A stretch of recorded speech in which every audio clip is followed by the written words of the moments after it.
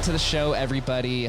We're doing something a little bit different today, and something that I've been trying to dive a little bit deeper into, and it's the world of OG crypto artists that have been around for quite some time. They're oftentimes overshadowed and underappreciated, but they've played a very vital role into what became now known as the modern NFTs. I call them 10K PFPs and rare Pepes, and these collections were started by individual artists. So I'm sitting here today with Stellabelle, who has been around for quite some time. She was a part of a crypto artist collective on the Steem Blockchain back in early 2017. And before I'd started talking with Stella, I didn't even know that this community really existed beforehand. So I know a lot of pioneers came out of there. She was created Slothicorn, and so we'll dive into that. And when she sent me all of her information, so dense. So she's gonna have to take it through between websites, collections, all of her affiliations.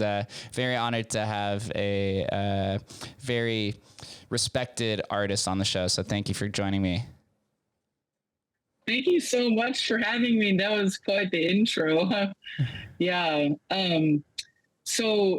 I looked at what you're doing, and I think it's fantastic because, you seem to be interested in the facts and information as opposed to hype and, kind of like people that are co-opting the movement and pretending that they started it or, all that stuff. So where shall I start? Yeah, here we could start. We could in the beginning. Yes. The beginning of. So I want to set the tone for everyone who was not here in crypto in 2016 to give people a foundation of what it was like and what things I launched during those early years that a lot of people haven't heard about. And I'm actually collecting all of the artwork that I made in 2017 regarding Slothicorn, and I'll be launching that, on a platform and have a big project about it.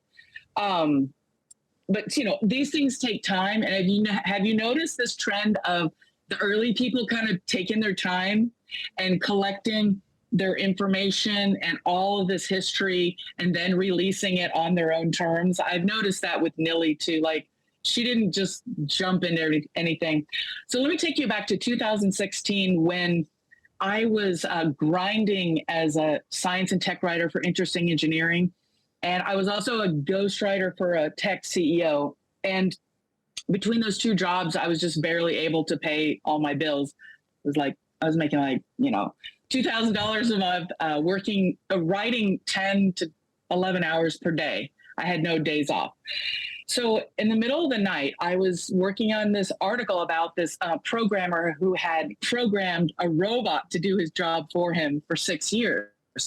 And it was during this, I don't know how I found the story, but I was just amazed. I think it was actually on Reddit. And the story was so grueling because it was some famous tech, Silicon Valley tech firm that he worked for, and he had just been fired. So I was reading his horror story of him, saying he got fired and everything. So I began searching online for more sources. And it was in June, I will never forget it, June 2016, that I found another reference of this story on Steemit.com.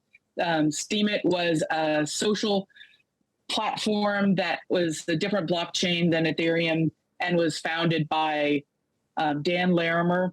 And what it did was instead of likes, we got upvotes, which equaled money. So it was when I got in there, I found this article, and at the very lower part, there was an amount of money.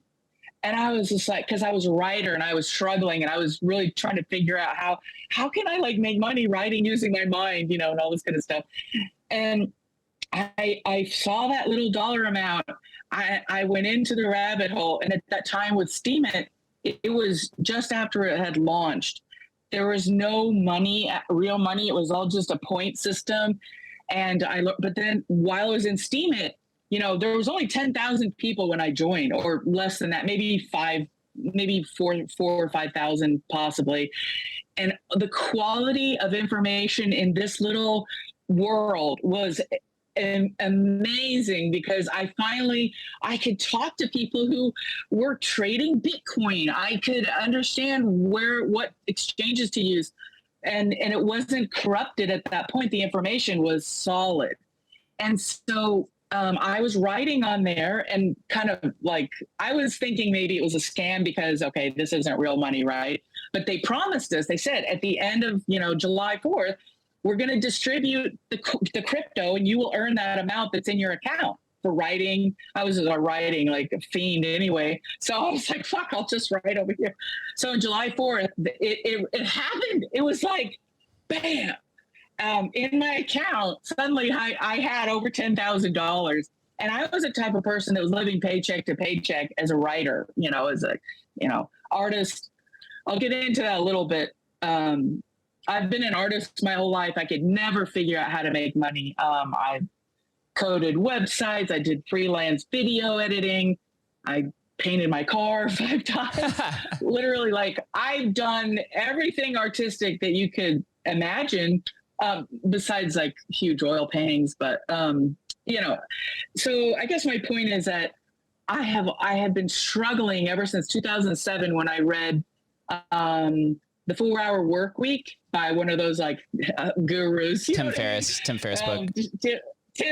Tim Ferriss. Tim Ferriss. I read that book and I was like, I want out. I want out of the cage.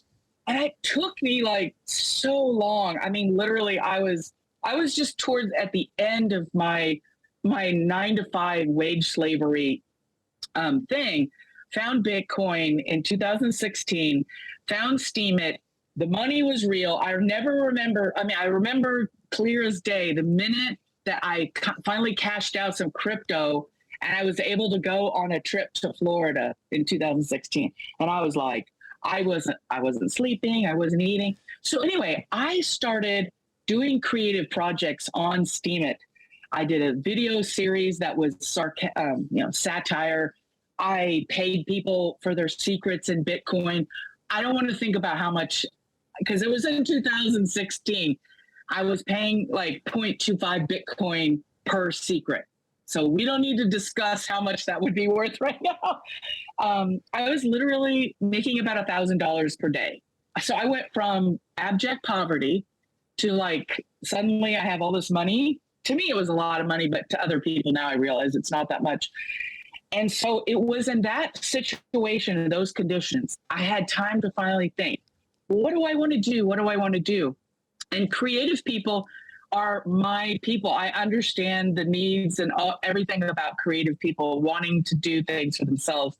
And so I thought I will found a crypto artist collective, which is Creative Commons, which, by the way, was not a popular idea back then. But what I thought about was that Bitcoin was open source, right? And Bitcoin gave rise to Steemit, which, Bitcoin gave rise to Ethereum. And Bitcoin gave rise to any number of shitcoins. And we have been given this gift, right, of open source technology to make everything else grow. So I used that philosophical foundation to found my crypto artist collective on Steemit. So here's how it worked. I had a Discord. I still have the same Discord from 2017. No one really goes in there because it's not a hype thing, and they get hacked all the time. But it has all the information, everything, those rooms. And what I did, so here's what I did. I built a community, and I researched all the different projects that were just being born at the time. So I directed people to Super Rare. I directed people to Curio Cards, Rare Pepe, Crypto Kitty. So we had all these channels that people could talk about all the different projects. Oh, wait a minute. What? Oh, okay. Yeah, I'm pulling up. I get it. I'm pulling up some of the information out there. That it is pretty dense because, okay, first of all, it's a proto NFT system, and it was funded by the money that I earned, the crypto that I earned on Steemit, And it was also with the emphasis on Creative Commons, because I believe that the world is a better place if we focus on sharing our resources, time, and energy. And that was the ethos of the early days in crypto and crypto art. Yeah, I do want to mention something here. So for those that are listening, I pulled up a Hacker Noon article that was published on December 17th, 2017. And the title says, "Could Slothicorn become the ultimate funding solution for Creative Commons crypto artists?" So definitely now, as we see this like free mint CCO meta that's happening currently in NFTs, Stella was years ahead of what is currently happening. And, you know, this kind of like, it vindicates a lot of the early pioneers, because unfortunately, you know, between yourself and Nilly and some of the other ones, the Rare Pepe community, it's like you're almost too ahead of the time for things to be realized and to have value. And so then when that value is realized years later, it comes all full circle back to the OGs themselves. Well, that's why I'm going to be creating and minting my Slothicorn project. I haven't decided what exact form it will be and what it will entail, but it will be a documentation of the work that I did from the early days. And let me just say that so we had one person did a data analysis of my project, which I want to make sure that people understand that I had a whole team of curators. And there was a lot of dedicated people who would literally go out and Steemit. What they would do is they would find artists and they would upvote their posts, like them.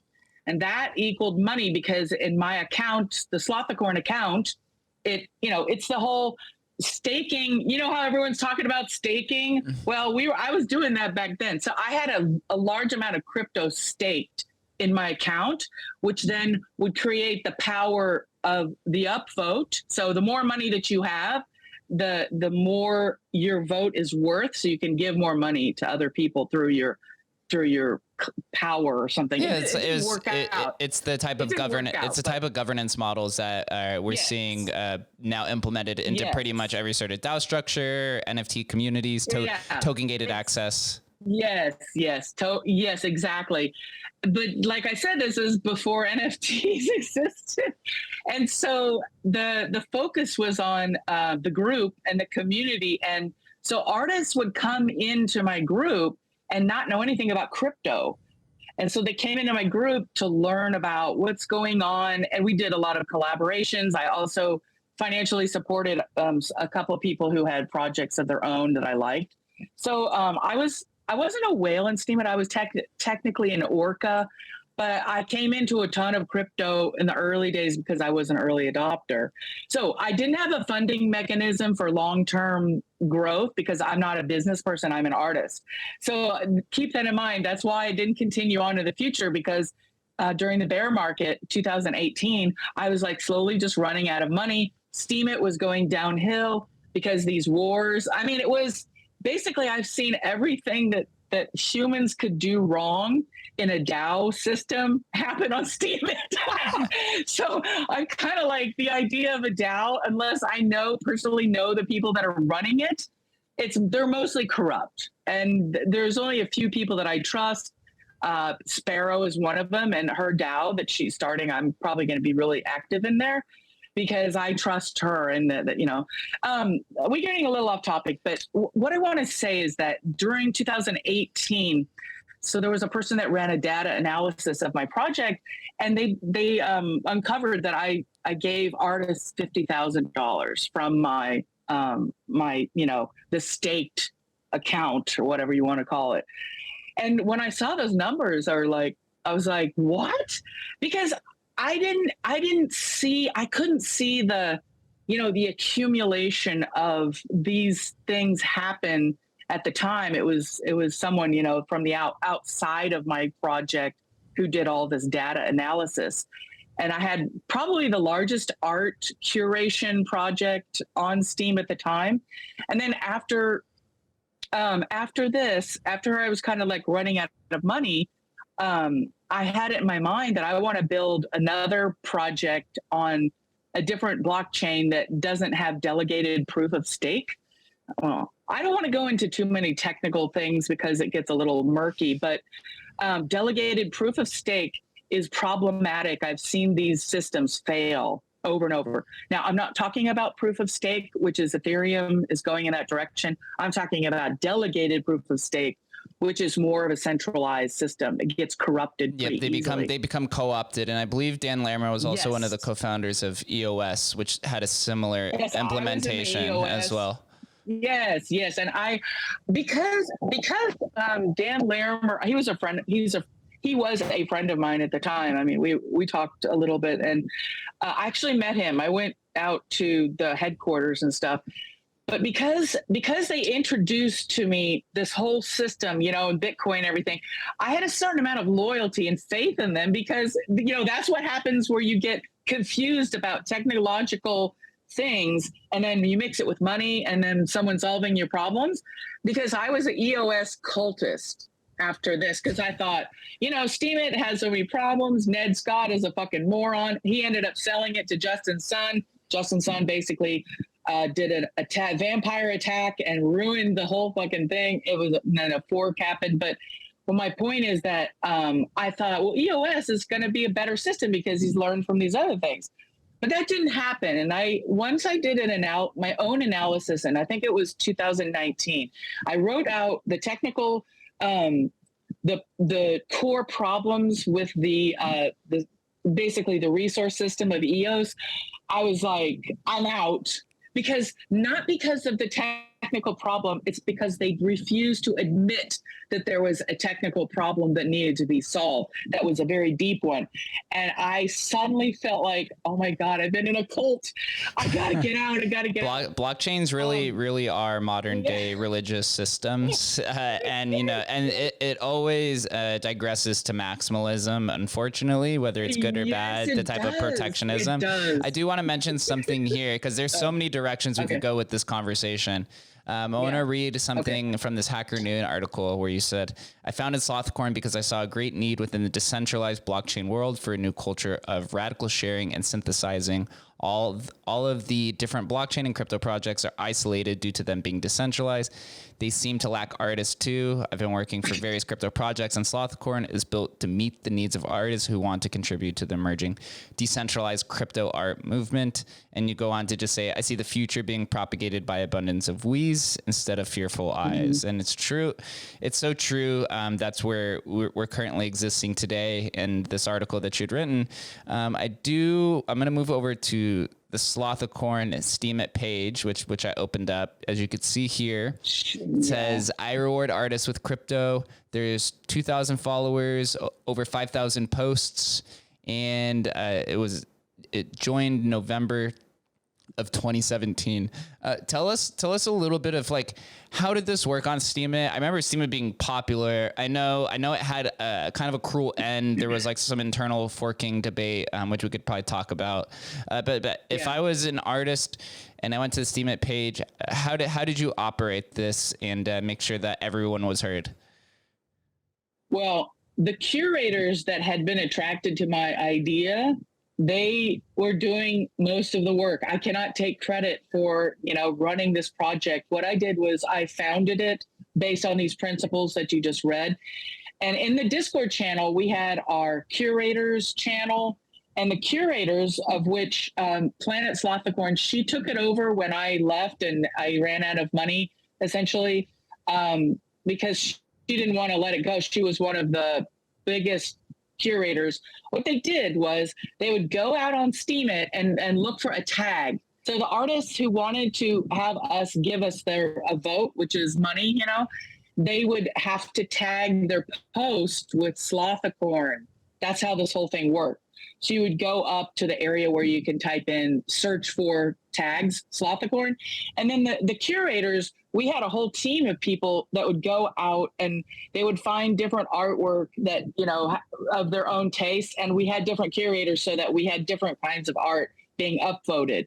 So they would literally just go out, upvote it, and then they would write a weekly summary of how many, which artworks were upvoted and which ones they loved the most. So it was a way for artists to get to know each other. It was like a nice central place, but it was on Discord that we did all the organizing and the kind of, you know, day-to-day stuff. I also, I had writers. There was this fabulous writer that I got that came into my group, and he wrote about Bitcoin, Sarah Mahoina's Bitcoin in 2015. And through this process, I found Coin Artist and Rare Pepe and all the projects that were happening, Spells of Genesis. And like I said, I was so busy, you know, running this. I believed in my mission because I'm a firm believer in what I said. I still think it. It's just that the world was not, people's minds aren't set up to what I'm describing, because everything that I see in the mainstream culture of the PFP world, it's all about floor buying. My whole premise was that I thought everyone was going to be creating. I thought we were all going to be co-creating, like just the way that the Rare Pepe community was formed. I looked at that and I said, that's the model for the future. I can see it. And I was like, what would I build? You know, what type of stuff? And, you know, I'm an info addict and a writer as well as being an artist. So I have kind of like, I guess I don't bring things to market fast to make millions. It's not what I do. It takes me years of thinking to figure out what I should do next, you know? So the artists, they were very happy. This is probably the first time that artists on a fairly large scale, within Steemit, that is, they earn money for their art. And that was, I feel like, the best thing that I could do at the time with the resources that I had. Some of you may know some artists that came into Slothicorn and learned stuff, like my friend Simon, Primal Cypher is one of them. There's a number of people that would get disgusted with the way the way that artists were being treated at the time, because, you know, a long time ago, like the programmers and stuff, they didn't give a fuck about artists. Like it wasn't a thing. No one really cared about artists. So for me, I feel like, in a way, in my small way at the time, I hope that I made a difference in artists' lives. And that was the whole mission that I had. Now, I didn't have like a funding mechanism, or, you know, I would try to find people that like, hey, let's make this into a business. You know, what's the funniest thing? If I had launched this now, I would have an NFT project. How much fun.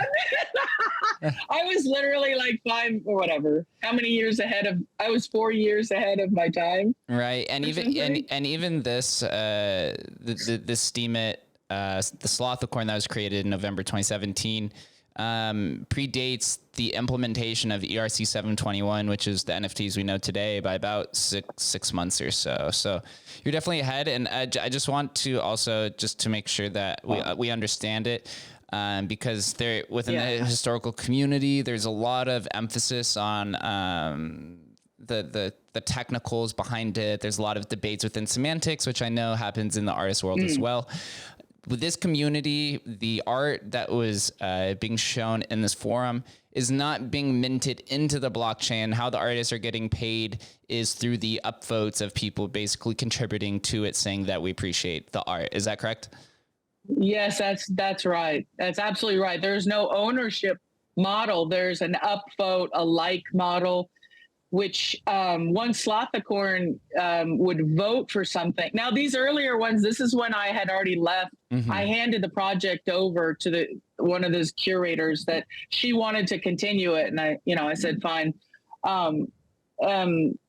So we did have an algorithm within Steemit, just like the way with Twitter is. So once a post, gets some traction, that's what the artists wanted, because then the other people would see it and say, oh, that's cool art, I'll vote for it. And then that's how they earn money. It was on this decentralized voting system. It's like an entirely different economic model than the ownership for NFTs. So it's a social model, but there's corruption, bots. I mean, we were all making bots. I made some bots just to keep my account running at a certain point. I don't know, like everyone was making bots. This was a programmer's dream. Because bots were allowed, and it was just like, because the person who built it is a programmer. So I learned how to, like, fork a project on GitHub, make my own bot, and I had a lot of programmer friends. Yeah, that's and then the earlier ones, like if you go back in the history, that's kind of like more, and it's not a lot of money. I think some of them. This one has $77. Yeah, this one has 77. It looks like the average. There's a lot of like around $5 is probably 3 to 5 is probably about the average. But so far, the highest I've seen scrolling through here is about 77. And back then, 77 in 2016 get you like half a Bitcoin at that point in time. It was okay. So a Bitcoin was $900 per Bitcoin. We could actually probably figure this out. So $77 at the time. Yeah, I think so 2016, I think Bitcoin in 2016 got as low as around a few $100s, like around so literally $300 you could convert that. Okay, $77 of Bitcoin so 77 times, would that be 9? Am I doing it right? 900? Yeah, let's not embarrass ourselves. I'm not a math whiz. Oh, man. Think about it. $77 of Bitcoin. So you'd have to do 900 divided by 77. Yeah. And so it's somewhere in there. This is also someone good at math can figure this out. Yeah. But here's also another article that I found super interesting, which was written by Artnomi, February 4th, 2018. And I noticed you and him tend to interact with each other quite a lot. On this article, it says blockchain artists wanted. They feature Dada, who created Creates and Weirdos, the Rare Pepe community, Curio cards, and then Slothicorn Archetype is down there holding memes together, which was co-founded by Jason Rosenstein and Slothicorn. And so you're definitely in. Get right here, Slothicorn. That's the one I'll be minting. That's the mission, to help cryptocurrency go mainstream through art, which is funny because it happened in 2020. Yeah, and honestly, NFT and between NFTs and Dogecoin has probably been the red pill for the masses to come into crypto. Absolutely. Number 2, to advance the Creative Commons movement. So whenever I see these threads of like, here's why I believe in CCO, I'm just like, come look at 4 years ago. It kind of grinds my nerves. Can you see why my nerves are a bit grinded by the co-opters that come in and proclaim, I have seen the light because CCO is the future. It's like, no fucking duh. Right.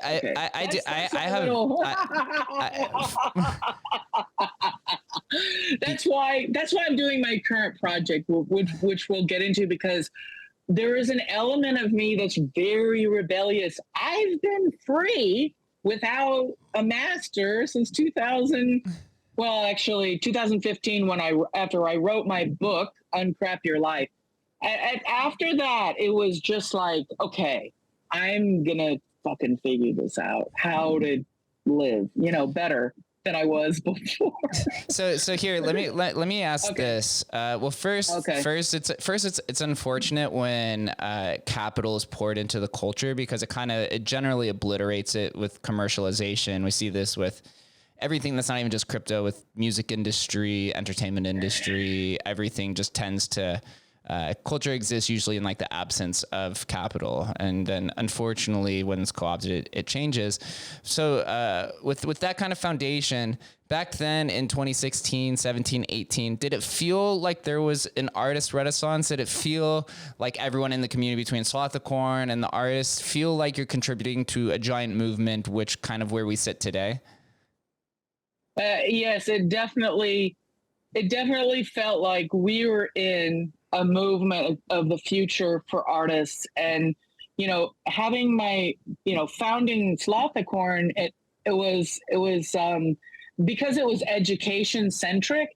Then that's when I started reaching out. I did interviews with the founders of Dada in 2018, I think it was.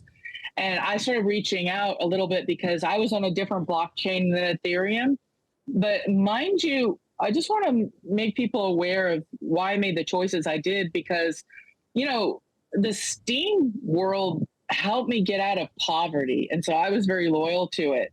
And it really hadn't totally, you know, fucked up until later.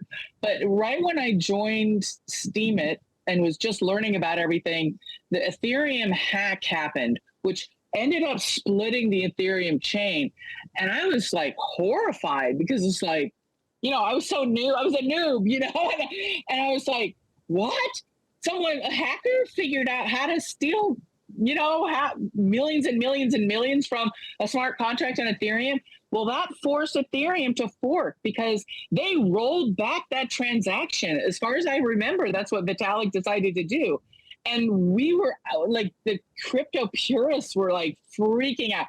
There was a huge war, and that's why it split. Ethereum Classic did not roll back those transactions, and then Ethereum did. Or, you know, I may be wrong a little, but I know that's the basic of it. And so I was just a skeptic of Ethereum. I mean, I used Ethereum in 2017. I bought CryptoKitties, and like half of my transactions failed. And I never had a failed transaction on Steem, because it was delegated proof of stake. It was an advanced system, more advanced than Ethereum and Bitcoin. And that's why Ethereum is going to proof of stake, for those exact reasons that I said. I mean, lots of other reasons, but what I'm saying is that I was in an advanced system, and I thought, I'm going back in time. Like, half my transactions fail, they're expensive. With Steemit, it's proof of stake. So in other words, I had my Steem stake, so I could use the network freely and fast. So anyway, so that gives you a little bit of background, because I wasn't minting on Ethereum, but I was teaching people that they could, like artists. It's like super rare and stuff. I was telling people everything I was learning, because I was like an information addict. Like, well, it was a so exciting time. Yes, because it was such a small group. So, you know, I remember Art Gnome. He stood out immediately as like this intellectual and everything. I was just like, oh, this is fascinating reading. So I started learning about a little the different projects and people, but there's no sense that any of us were going to get filthy rich off of this stuff. We were all doing it for the art, or, you know, in my case, I was building like what I saw as the future that could attract the masses in, because one of the main things in Steemit was there's so many programmers, and I'm a creative person. So I started doing creative work right when I got in there and figured out how to do everything. Because I thought, you know, people are scared of programmers. They don't know how to make cute, fluffy things that attract people. They don't have to think about the technology behind the cute, fluffy thing. And we saw now in 2021 that those cute, fluffy PFPs were the killer app. The killer app are these PFPs. Doesn't it? It's to me, I always thought PFPs were eventually going to fade into the ether, but they just stick around. But right now, the metaverse that we exist in is dominated in 2D, so it makes sense that individuals want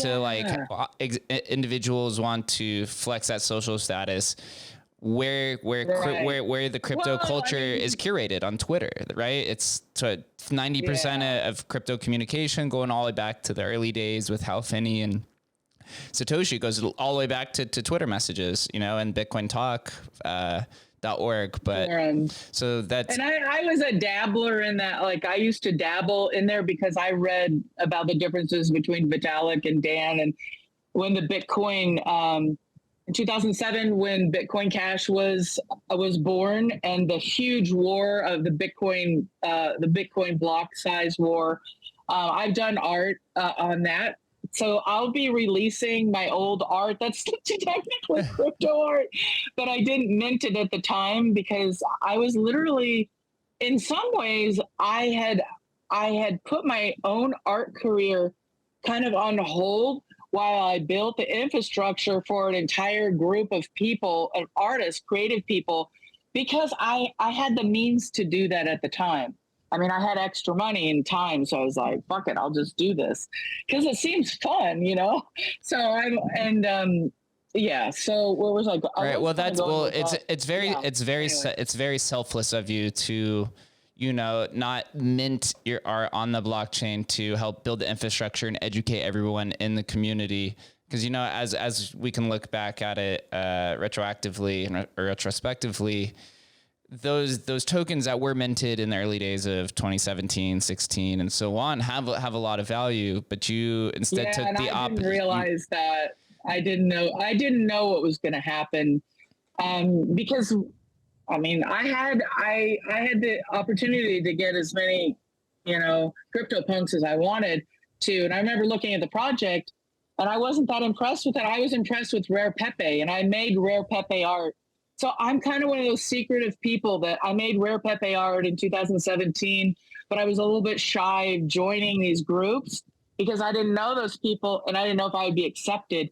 So I have Bitcoin when it split. I have the art that I did, paintings. I have Slothicorn stuff. So my goal in the next probably year or so, I'm going to create the Slothicorn archives or something of that nature. And so I'll be documenting everything about everything that I did and the art that was made and stuff. Did you ever have a Rare Pepe accepted? Well, here's the thing. I have it on. I made it on a bill from Sri Lanka. Sri Lanka is off of India, right? So I painted a Lorax and a child, like a Rare Pepe Lorax and a child Rare Pepe. And it was the wrong size because at the time that I tried to apply, they said it has to be square. And I painted on this rectangular bill. And I have a Rare Pepe wallet. I still have that. But I just was just like, what? I can't. I don't know. Like I wanted to build my own community. I think that's the end result of that is that I saw that and I thought, this is the future. Like we can all make stuff and buy and trade. I thought I'm in. Like I'm in. So that the Rare Pepe community was the one I was impressed with the most because I thought it was so crazy. Like, and it gave rise to other ones called Bitcoin crops. Yep. Yes, and that was hilarious. I thought this is insane. I love it. But yeah, so I was just like, I wasn't thinking about money. I could be a multi-millionaire. I don't want to talk about it, but if I had collected everything, if I didn't see the future the way that it went.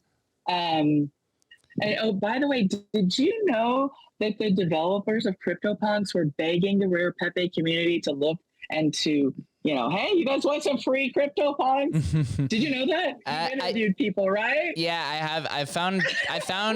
So I actually curated and I'll pull up here in a second.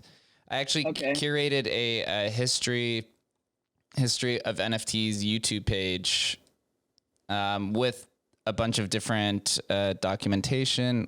I'll probably have to go to my page, and there's a video that I put in there of I think it's like the 2018 festival. There was like an NFT festival where so I created this to help everyone be able to have it a see. Yes, the Rare Fest. Where is it? Yeah, I was invited to all those Rare Fests and everything, and I'm a shy person. Like I was invited to all that, and I really regret not going to those. Here, this is Matt Hall of CryptoPunks at the festival. Yeah. The thing that your audience doesn't know about that existed was in 2018, there was a decentralized crypto art show in South by Southwest. And I was, they paid my way and everything because the people knew me in the crypto art world. Like, I had clout and everything back then. So what I did though, this is so funny.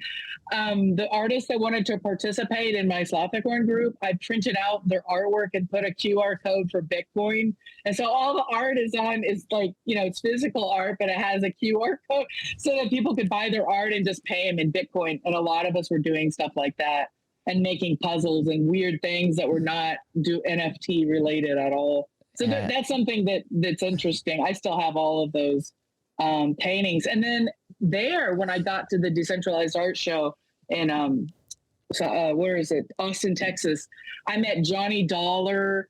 I met all these crazy crypto people from then, and who were just, we were all just starting out and doing all this crazy shit. And that was priceless. I have those videos of Johnny Dollar. Johnny Dollar, someone you never hear about. I'm not familiar with him, actually. He was doing these crazy huge paintings, and he was embedding these weird codes that you had to decode to figure out what it meant. He was one of the first crypto artists that I knew of. I know Coin Artist was doing something similar to that with a few of her projects as well. Coin Artist, out of everyone that I had studied and learned about, Coin Artist is the number one influence, because she invented the Bitcoin art puzzle genre. In other words, when she was doing it in 2015, I think she was working with the programmer and artist Reed Myers, and they were doing these like amazingly complex things. Like she made this cryptographic code around the outside of the painting, and no one solved it for 3 years. And there was 5 Bitcoin in it or something. Right? Yes. You knew about that, right? I heard that in an interview. I wasn't sure. Yeah, Rhea, I've been able to speak with on Twitter Spaces. I'm hoping to get her on the show because I know she has quite an early history. She's like around the same time as Nilly, experimenting with colored coins. Yes. A lot of the very early pioneers. She worked with Coin Artist, and she worked with Coin Artist on different projects. But I literally when I found Coin Artist, I was just like, what? So I started building my own cryptographic puzzles, and I've done a couple of them for my own collectors and such. So she made a huge influence on me early on, because I thought, wow, we can so my daughter, I have her make up new alphabets for me. So she's used to me doing these weird things. So I made up many alphabets that don't exist on the internet, which are, different symbols and stuff that don't have you can't search it on the internet. But those puzzle solvers are really good at noticing the patterns and stuff. So all of my puzzles have been solved way too fast, because I wasn't sure if anyone could really figure out, the private key, if it's written in a script that doesn't exist anywhere. It's a new alphabet. I thought, well, it's going to take some time. But these people, are such geniuses. So I have an anonymous account on Twitter called Nebo Go, and I was doing my own puzzles and stuff from this anonymous person, and all the people always thought I was a guy and stuff. So here, let's cracking up. let's dive into your work. Oh yeah, because as we mentioned, you in your early career, you were more focused on the community curation aspect. Although you did have work, it wasn't really minted. And now I'm on Stellabelle V1. And it looks like most of these are minted in the last year. Your art has definitely 2020. These are I have 2020. I started minting full time on Maker's Place and other places, Rarible in 2020. But a lot of them are from 20. I think that was my first metaverse show that I built. I haven't gone into that too. I'm a metaverse architect. I can call myself that now, because what I do is I build experiences for people in the metaverse in a creative way that no one is doing before. The Fuck Wall Street show, I think, was the best show. But okay, so, I'm fucking all over the place. These are my animations. I did all these by hand, which means I painted things, each one separately by hand. Wow. So there's a physical there's a physical counterpart to all of these. What I'm saying when I say by hand is that I use a computer with a trackpad, and I use my fingers. And I don't use tools.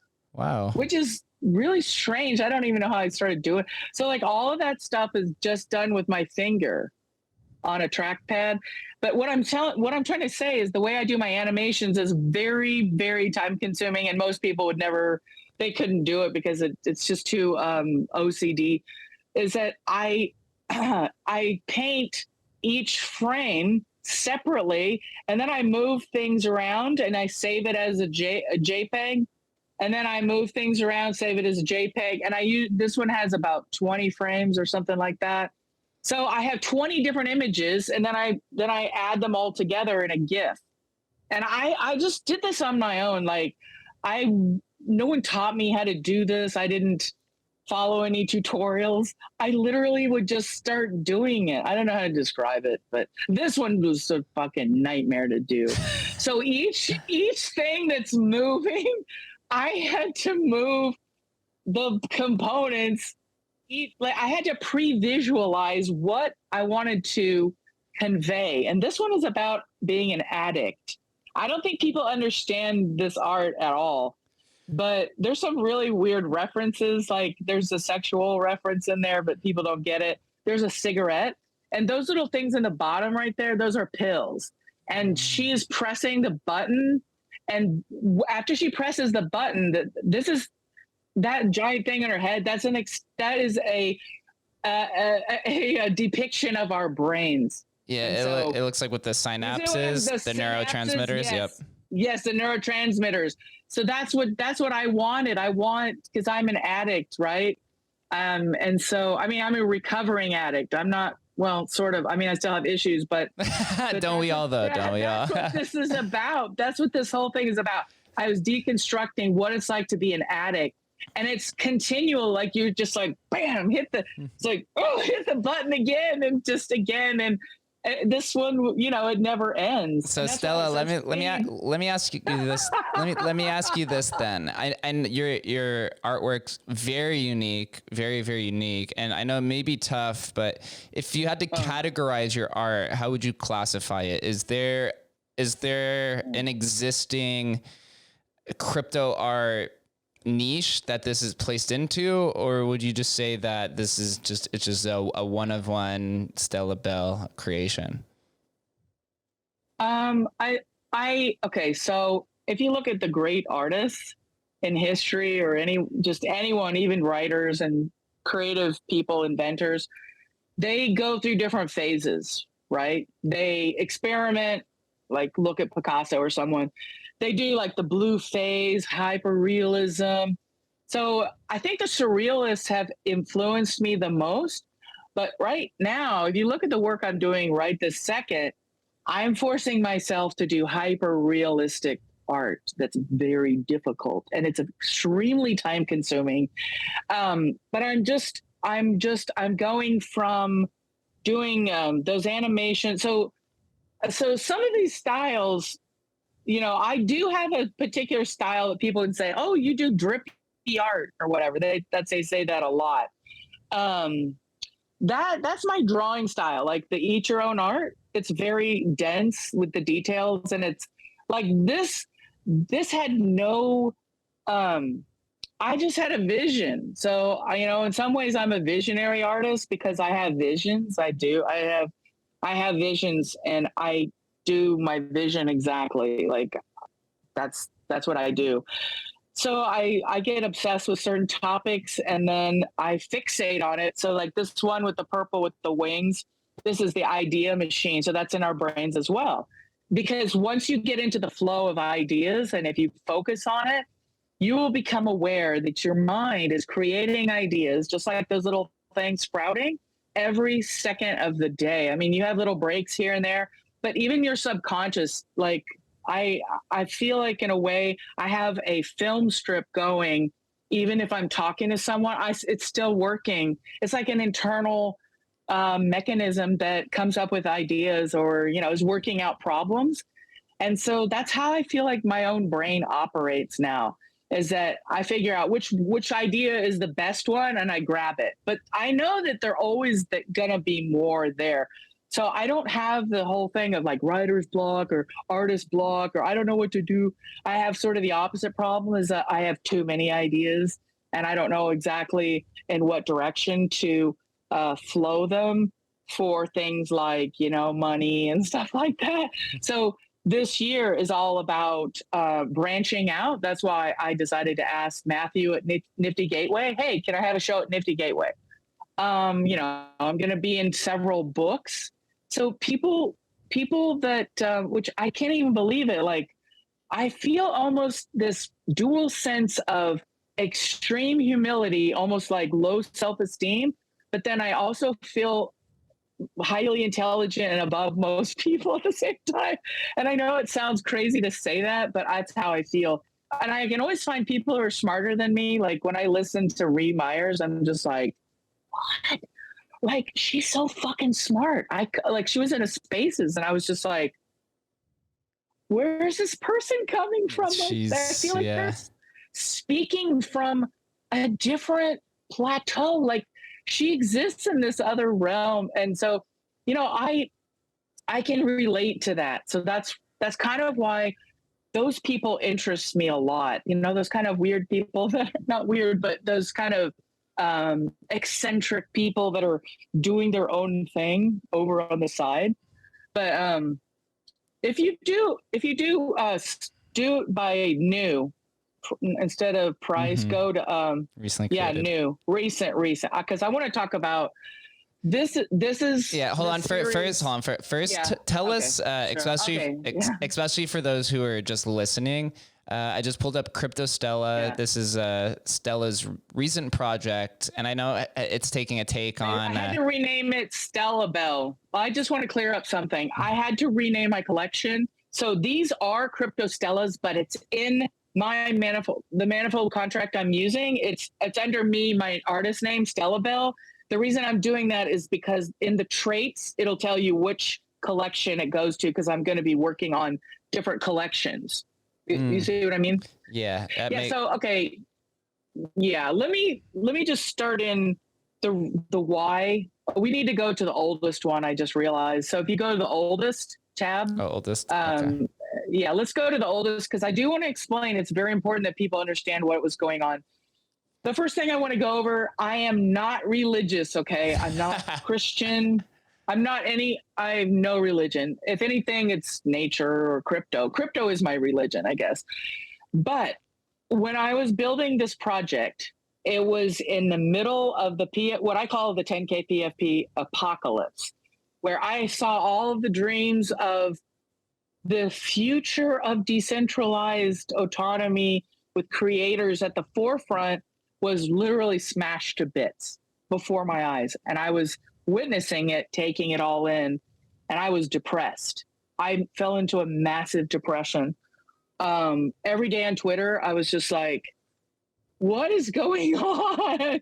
I couldn't, not in a million years, when I thought it went the way it did with scam artists putting up their shop, Art Chick. I have this whole thing. I mean, you can read about, I made screenshots of all of our DMs. I was so naive in the very beginning that like I reached out to Art Chick and I was just like, hey, I'd like we can work, maybe we can work together or something. And she was very standoffish, and she made me aware that she was from the DeFi world. She was very nervous about using the AWS servers. So she's like, I'm going to have to use them from Malta. But anyway, that's a side issue. So that's the setting on which I built this project. I was like you, noticing the historical people, one of which is myself. You know what I mean? I was there. I remember everything that was happening. I helped educate artists. I helped build things. I helped do all the stuff. I was being left out of the recognition. People don't even know who I am, right? So I said, you know what? I'm going to build a project that's two goals. I want to make fun of what I see are the vampires. So I have a very kind of like black and white way of looking at everything, mainly because if I can tell someone is just driven by profit only, like 100%, because we all have shades of that. I can be a greedy person too. I just want to throw that out there. I'm not like this martyr and shit. Like I need to make money too. But if I sense that someone is a pure vampire, so how I define that is like, you would use people for your own profits, and you don't care if you bankrupt them, wreck them, do all this shit. You don't care about humanity, and you're going to do everything you can to enrich yourself at the cost of destroying people's financial lives. I'm going to fucking call you out on that in this project. This is a perfect example. So it enrages me to the extent that it's like these people came in and co-opted our movement that we started, or mostly other people started. I don't want to say like I started this movement. I was like a little part of it. Okay. But it was going in the right direction. And so I wanted to first deal with my own rage. And this is the only way that I knew how to do it, is through art. Art has always been the place I can tell the truth. And so I said, I don't care if no one buys it. People don't speculate on it. I don't give a fuck, because I'm going to make 777 paintings, which, you know, some artists have actually never even made 777 paintings in their whole fucking life. This is an enormous undertaking. It probably will take me 4 years. But I said, I will, even though I don't want to deal with what is going on, I will force myself to look at, and this is a perfect example, when the Pixelmon thing raised 70 million. And that's all that we could talk. I think this was funny though. Like I kind of, this one was making me laugh, and the other stuff like that 888 dude makes you sad. Makes me sad to see that. But this one was hilarious. And so you know, it's all the art is not that great, because honestly, I had so much stuff to do to document these things. Frosties is one of them that's pretty funny, because that was the first time that those founders were put in jail or something. They're going to jail. And that was the first time, though. It's just like, now we kind of get this idea. Okay, these are Logan Paul and his crypto zoo project. And I research these celebrities, and then I look at their projects. All of the stuff is in the description. The shit is this content not available after like 6 months. You should look at this one. They just stole like Google images of animals. Yeah, I remember when that whole fiasco happened. So his tie, you can't see the details, but his tie is Crypto Zoo. If you zoom in on his tie. So yeah. I think he's the biggest fucking clown. And this one's going to be on Nifty Gateway. And we're going to do some fun things with the pricing, because we're going to price these fucking clowns at like super cheap, like $1 or super expensive. So each, like, I put my blood, sweat, and tears into this project. And you know what? No one's selling my art. Even during the bear market, people are still buying it off secondary. I had really no effects from the bear market at all. It's because each one is specialized for people to have a story about, you know, what was going on. Because, you know, a lot of this stuff is already so old, and the space moves so fucking fast. So the second part of this whole thing, I wanted to document the historical figures that influenced me the most, because the idea of doing a whole historical thing is like a nightmare, right? But as the people influenced me, so like Coin Artist was one of the very first ones. I just did Art Gnome recently, because I still feel like he's an important part of the story of, it's about the art. So this one has its own story. This is Empress Trash, and she saved me once on Twitter, and I detail the whole fucking ugly scenario with this misogynistic art collector named Manta XR. It was a dark day. That day was pretty horrible, but she made it better. There's Robness. There's people that I feel like I wanted to encapsulate the thing that they brought to the culture. So the historical people are contrasted with the scammers and like the cheesy celebrities, and the sort of some of the moments of the crypto art history. So like, they're not all people, because there's some moments, you know, when we all got airdropped ENS, then like gas, and then like, do you remember that one week where we got all those airdrops? Oh, I saw that one. Yeah. It was like EOS, Looks, a bunch of them. Yeah, Looks Rare, and so that moment, you know, is lost. It's from the past already. Yeah, and I've noticed too, a lot of the OG artists are also here supporting you and collecting them as well. I saw like Robness has bought some, and you had Van Arman, and there's a bunch of big OG artists that respect you and support in different ways. Yeah. and Rizzle. And also I want to add, because I consider myself a crypto person first before crypto artist. So there's some OG crypto people. There's this guy named Not So Fast. He's got like ridiculous amount of followers. Like when he bought the McDonald's one. By the way, I made the McDonald's one before the bear market. And I made a lot of these that were, so when I made Mechaverse, I make these as kind of predictions for the future. Because honestly, I don't know if all the projects that I depict are going to fail. But with Mechaverse, I predicted, because when I made the animation of Mechaverse, it's of that meme girl, the disaster girl, and she's looking over the house, and the Mechaverse are on fire. You know, like their house is burning down.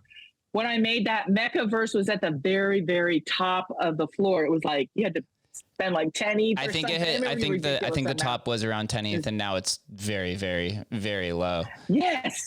So you can look through, and everything's timestamped. So you can say, "Hey, was she right about the prediction of Mechaverse?" And even in the description, it says, "I think it's probably going to go down so much that it will be worthless." I made that prediction in there. Do you think then when you invest in an artist or a collector, if you make those predictions, does that make the art more valuable? My art depicting the failure of Mecha is worth way more than the actual Mechaverse. Yeah. NFTs. I think is it like 0.1 or something? It's 0.3.35. I just checked. Okay, so that one, 0.3, 0.42. Where's the Mechaverse one? Let me find it. Yeah, people aren't selling them. So do you collect other artists' work as well? Yes, I do. I have not been focused as much on that, except for today when we had the trash art thing on Tezos. But simply because it's excruciating how much work I have to put out for my Nifty Gateway drop. Like, it's enormous. Okay, so I have, Bronwyn Lorelei, someone that people don't even know. I collect her work. I actually collected my friend Usaimon and it's on Super Rare in 2019. But I'm more of an artist and a creator than a collector right now. But like, I see everything shifting. Like, so right now everything is focused on, I literally have to create a painting per day in order to meet my deadlines. And I still have 600 paintings to go. 650. So Stella, how do you evaluate artists? When you're collecting their work, are you doing it just to purely support a friend? Is there something specifically within their expression that catches your attention?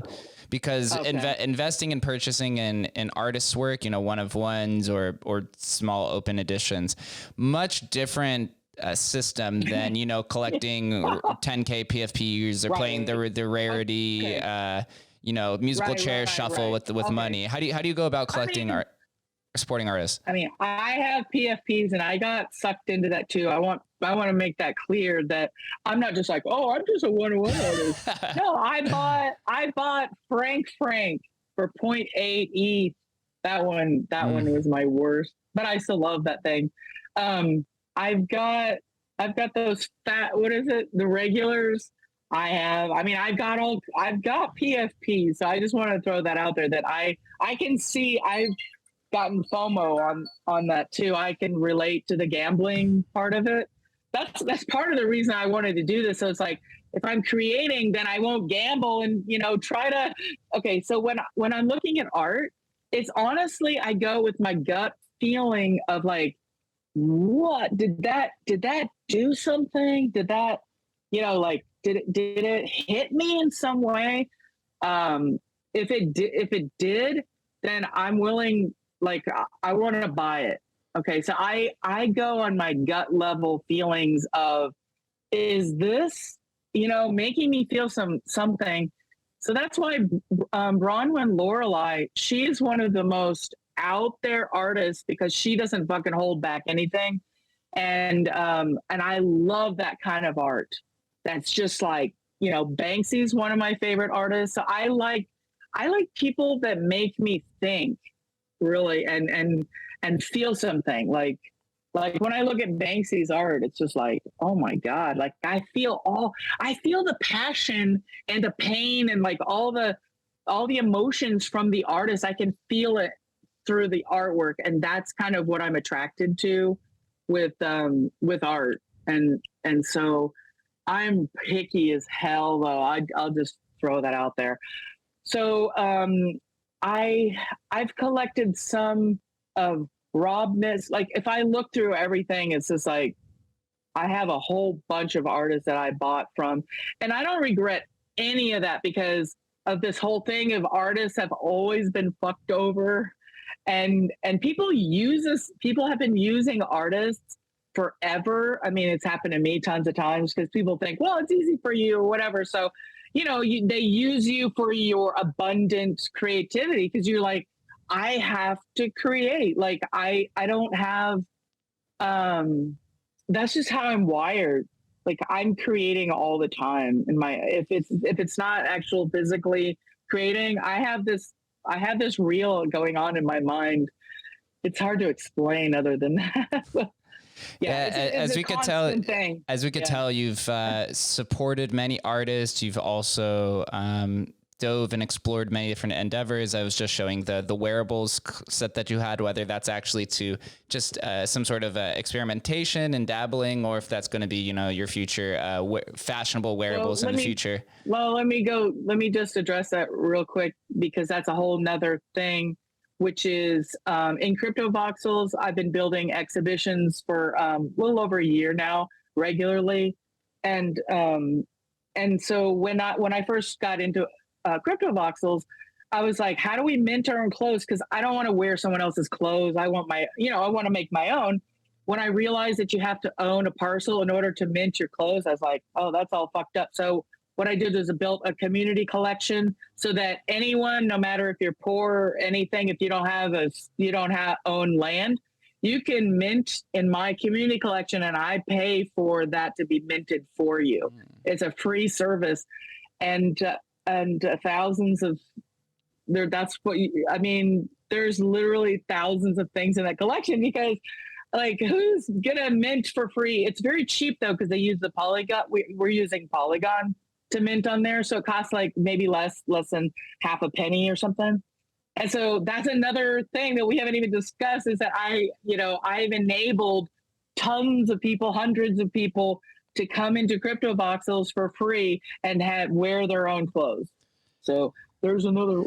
I mean, you have so many layers, and we'll definitely have to have a round two. No. I do want to ask this before we get out of here because you've explored many areas of non-fungible assets. You've been in the space. There's a lot of history. You've been dabbling with PFPs and creating your own. Where do you think this is headed over the next, we'll just say near future, over the next year or two? Do you think NFTs are going to stick to this speculative 10K gambling PFP, or is there going to be some new utility that's sparked during this bear market? Okay. I do believe that the gambling addicts are going to be a permanent fixture of the NFT culture. Simply because if you can look back at the crypto world and how it operates in a very similar manner. You get attached to your coin, you form a tribe, and then you go and you like try to, prop it up. And so that, I think what's going to happen though, the crypto art movement, which is actually separate from the PFP, the ICO PFPs, I think, that are driven by those tribe mechanics. These are separate things. And so, the most people have never even bought art or had an interest in art, and so they're probably just going to gravitate towards the PFP world because that's what they're familiar with. That's going to be like the majority of the people, I think, are headed that way. Art will be like still a niche little area, and it's not very well understood by most people. I mean, you think it's difficult to understand? I think most people don't even understand art, in general. And then you go to crypto art, it's like, what? I don't want to invest in that person. I just want to like a really good, yes, this is going to 10X. And so the people that are attracted to my project are in it because I do things like, so for my collectors, this is a good point to start with. For my collectors, so that's the number one birth. Okay, so I never actually got into the discussion. Let me just briefly say, the lethal combination of greed and mediocrity have led to the birth of CryptoStellas project. And so I sent all my collectors this handcrafted chocolate that was imprinted with my artwork. I don't know if you can actually see that. Can you see it? Yeah, you could see the out. Yeah, actually, yeah, CryptoStellas. Yeah, with the glare, you could definitely see it.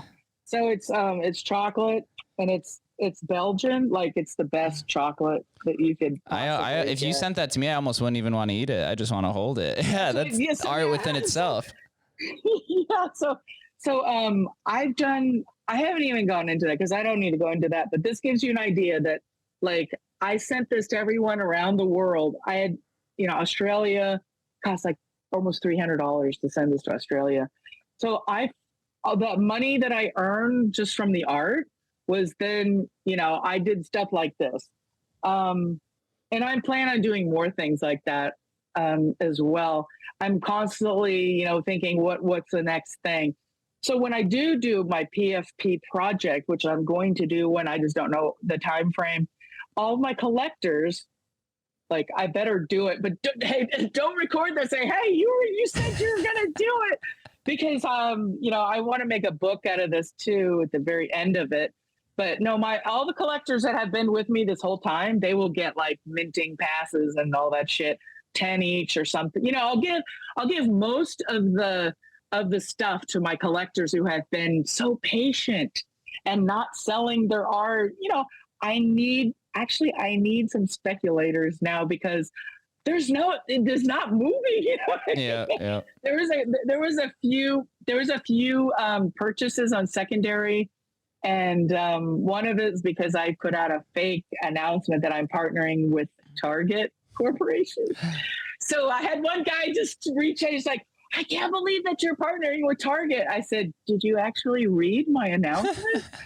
I said, you can tell it's fake. I did ridiculous stuff. And he goes, yeah. He goes, I know. I figured it out halfway through. He goes, but I already bought a CryptoStellas based on the fact that she partnered with Target. Shit posting next level. That's how we do it. So I do fake partnerships. I'm into pranks, and so I've got a lot of stuff we're seeing in this area. I can't really say anything more than that. And I have some pretty fucking, one of the best collector I have. No one even knows who this person is, but you will. Perfect. I've got some big collectors, like not only super wealthy, but of a certain caliber, that they're scary smart. That seems to be the thing that I'm really into, is that that's why I don't do a lot of marketing, because you know what? These smart fuckers, they find me. Yeah, I do want to point out something which you had said, which caused some contention in the historical space and with artists, where you can generate primary sales, but when you have a community that's based off of the idea of collecting versus trading, which is what happens in the PFP space, it begets the artist and the creators from making additional capital through that royalty flow. So you have to think, like, even though you have the provenance of your image and your status, or even the timestamp provenance of a token, you have to unfortunately play the double-edged sword and take some of the properties of the PFPs and tie them into your collection so that you can live and have a lifestyle. And this is something that I've been noticing happening more and more, is you have to take something, but you also don't want to go too far, because then you could lose all of your credibility. So there's like a fine line that you have to walk with it. I'm probably one of the only, well, I don't know if there's other artists, but when I formed my pricing structure for my collection, I had a super cheap 0.08 ETH, and I did an invisible whitelist, like a allow list, which is anyone that showed genuine interest in my art project, they got minting. They whitelist. They got to tell me what painting they wanted. So they weren't minting it. I was giving it to them But I priced my stuff cheap in the beginning so that people can turn a profit. So I believe that my collectors and the traders, everyone is in the green, and that was very intentional. I wanted, well, there's one guy that sold Satoshi. He bought it for 1.5 ETH, and he sold it for 0.5 ETH. Oh no! And he sold it pretty fast. So, that one, he burned himself, right? Mm-hmm. But most people were they got it for like 0.08 ETH, and they were able to sell it. One person was able to sell it for 1 ETH. I did have my largest sale recently. It was 5 ETH. It was for Cosmo de Medici, the Snoop Dogg one. Congrats. That was my biggest sale ever, and that's my #1 collector. He also owns #1 Birth. I mean, we're good friends now. But yeah, I told him, I was originally going to say, no, this is 1 million. And then I started to think about it. It's like, no, 5 ETH that's as low as I'll go. And I told him, like, I'm not going any lower than that on that one. And so I have a pricing structure of years long, development going on, where in the beginning it's super cheap.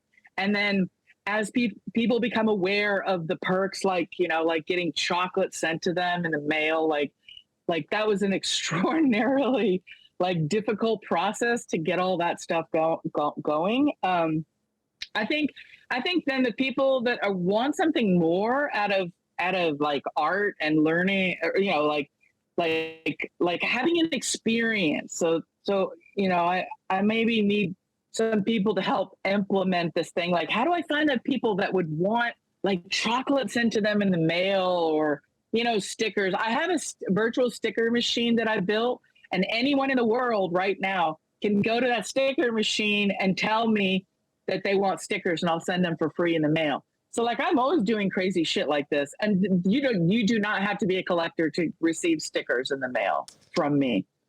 Send them this way, Stella. I'm gladly support you on my laptop. Okay. I do want to say that this has been quite an amazing conversation. We've explored a lot of the early territory that and community that you helped curate, all the way to now some of the modern takes of people becoming exit liquidity, memes, and just it's really cool to see how you've progressed over these last 6 years.